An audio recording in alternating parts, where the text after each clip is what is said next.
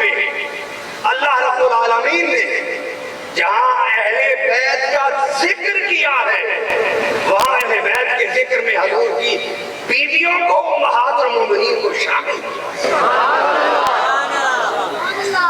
اگر کسی کو حوالہ چاہیے میں دوں گا حوالہ میں آپ کو پیش کروں گا اور قرآن سے بات کریں گے۔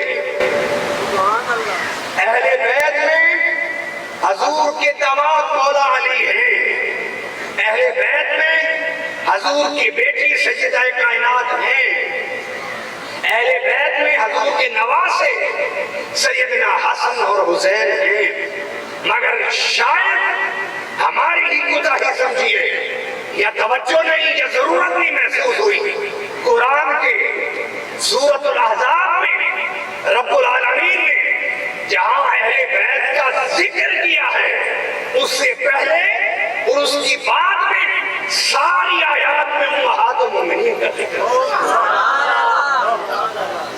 لہذا اہل بیت کا پورا مفہوم سمجھیے، اہل بیت کا پورا معنی سمجھیے، اہل بیت کی پوری تشریح سمجھیے اور اہل بیت کے پورے تصور کو سمجھیے۔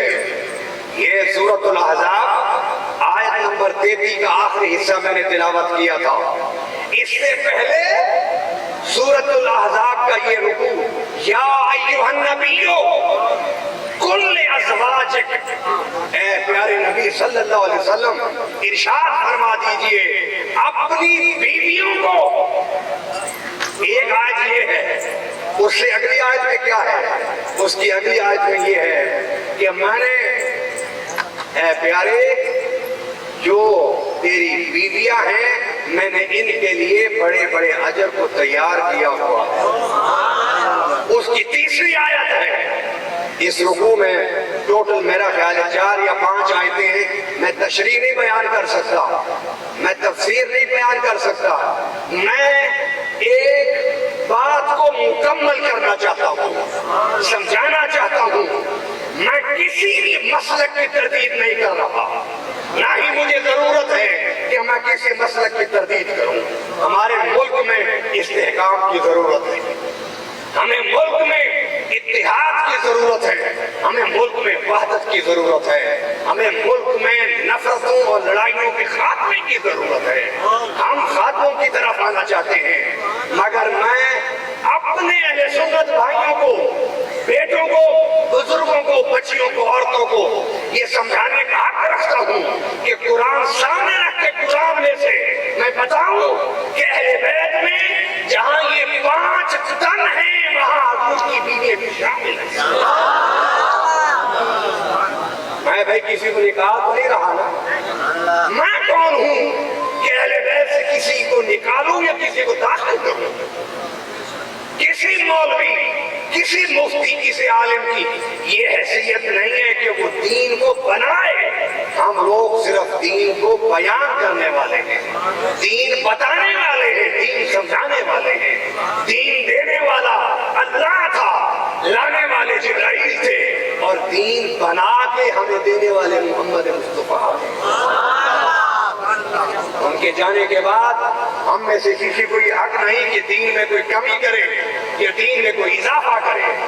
ہم نہ اضافہ کر سکتے ہیں نہ دین میں کوئی کمی کر سکتے ہیں۔ آئیے تیسری آیت میں ہے، تیسری آیت میں اللہ تعالیٰ اپنے پاک پیغمبر کی بیگمات کے بارے میں ان کی طہارت، ان کی شرافت، ان کی عزت کی بات کر رہا ہے۔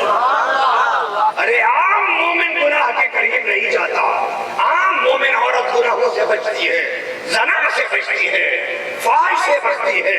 ارے یہ عورتیں جو نبی کے نگاہ میں ہیں، ان کی عفت و پاک دامنی تو خدا کے عرش سے بھی زیادہ۔ اور اس سے بعد اللہ تعالیٰ نے اپنے پیارے نبی صلی اللہ علیہ وسلم کی بیگمات کے بارے میں بات کرتے ہوئے فرمایا کہ جو تم میں سے نیک کام کرے گا، سنیے، جو تم میں سے نیک کام کرے گا، اچھے کام کرے گا، عمل صالح کرے گا، فرمایا نؤتھا اجرہا مرتین۔ اجرہا، ہاں کی جو ضمیر ہے یہ مؤنث کی ہے، یہ حضور کی ازواج کی طرف، میری اور آپ کی ماؤں کی طرف اشارہ فرمایا ان میں سے جو اللہ کے رسول کی اطاعت کرے گا اور نیک کام کرے گا نوتہا اجرہا مرتین، ہم انہیں دگنا اجر عطا فرمائیں گے۔ کتنا اجر عطا فرمائیں گے؟ دگنا اجر۔ میں عبادت کروں تو ایک اجر، اور میری اماں عائشہ عبادت کرے تو 2 اجر۔ اور فرمایا وَأَعْتَدْنَا لَهَا رِزْقًا كَرِيمًا، ہم نے ان کے لیے بڑا عزت والا رزق تیار کیا ہوا ہے۔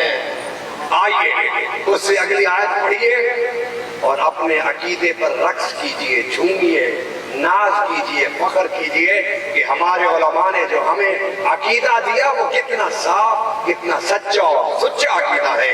یا نساء النبی لستن کاحد من النساء، فرمایا یا نساء النبی، میں ترجمہ کر دیتا ہوں، آپ کا عشق اس آیت کو آپ کو سمجھا کر آپ کے دل میں ڈال دیں۔ فرمایا یا نساء النبی، اے نبی کی بیویوں، اے نبی کی بیویوں، مومنوں کی ماں، لستن کاحد من النساء، قیامت تک آنے والی کوئی عورت بھی تم جیسی نہیں ہو سکتی۔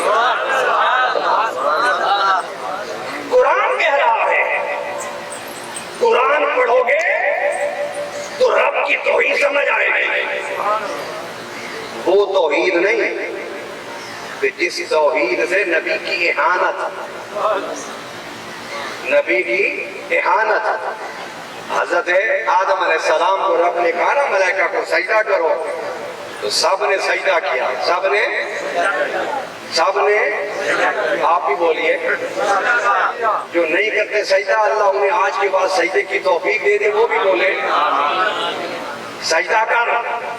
ملائکہ سے کہا، سب نے سجدہ کیا، جب سارے جھکے ایک کھڑا ہوا تھا، فرمایا تو کیوں نہیں جھکا؟ اس نے کہا کہ ابا واستکبر، میں نہیں کرتا سجدہ۔ فرمایا کیوں نہیں کرتا؟ قرآن نے کہا واستکبر، تکبر کی وجہ سے۔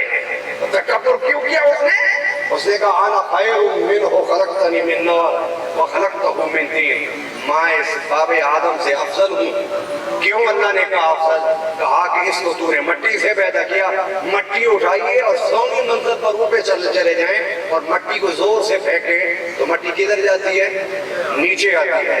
اور آگ کی تیلی کو اب رگڑیں اور ماچس کی تیلی جب جلتی ہے اس کو الٹا کر دیں، شعلہ کدھر جاتا ہے؟ اس نے کہا کہ میں تو بلند ہوں تو بس تو کیسے سجدہ کروں؟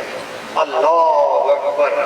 رب نے کہا مردود تو نے مٹی تو دیکھی، اس مٹی میں مصطفیٰ کا نور چمکتے ہوئے نہ دیکھا، مٹی کو تو نے دیکھا، اس آدم صفی اللہ کو نہ دیکھا، تو نے مٹی کو تو نے دیکھا، اس کی پیشانی میں نور محمد کی چمک تو نے نہ دیکھی۔ جب تکبر آ جائے تو ہدایت نہیں ملتی۔ اہل سنت ہیں کہ رب کا نام آ جائے تو سر جھک جاتا ہے، مصطفیٰ کا نام آئے تب سر جھک جاتا ہے، صحابہ کا نام آئے تو تب سر جھک جاتا ہے، اہل بیت کے گلی میں پھرنے والے کتوں کا نام آئے تو تب بھی ہمارا سر جھک جاتا ہے۔ ارے گزرتے ہوئے تیر سے یار کا روزہ نہ آ جائے تو تب بھی سر جھک جاتا ہے۔